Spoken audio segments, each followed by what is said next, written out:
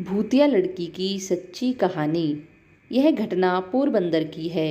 यह सत्य घटना सोनल नाम की एक लड़की की है। सोनल एक मध्यम वर्गीय परिवार में जन्मी और पली बढ़ी।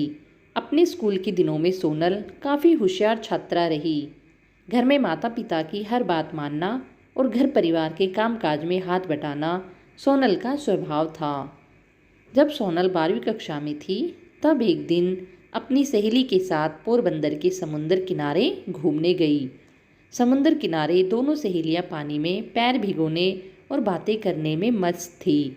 तभी अचानक समुंदर की ओर से तेज हवा का झोंका सोनल की ओर आया और पलक झपकते ही हवा का झोंका जैसे उसके शरीर से आर पार होकर गुजर गया।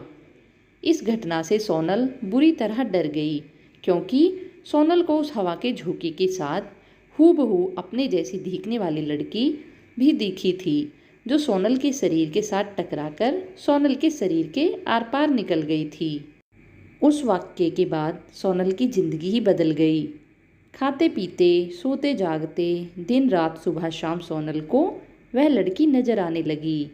अपने जैसी दिखने वाली लड़की को देखकर सोनल खूब घबरा जाती, रोने लगती और कई बार डर के मारे बीमार भी पड़ जाती। परिवार ने सोनल की तकलीफ दूर करने के लिए लाख जतन किए।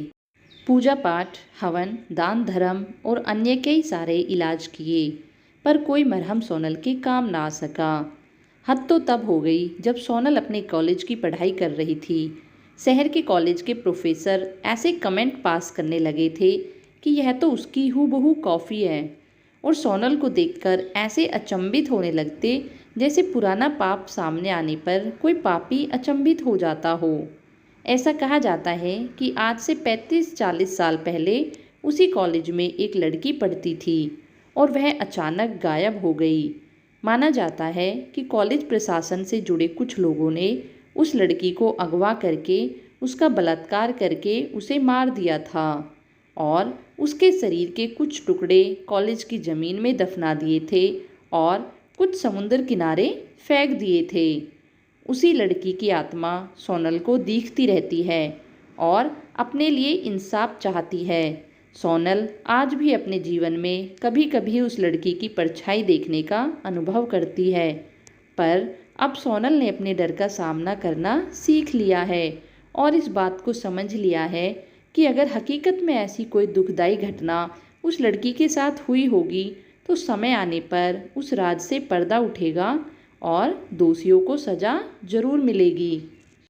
दोस्तों, बहुत से लोग इन बातों पर विश्वास नहीं करते, परंतु प्रकृति का नियम कोई नहीं समझ पाया।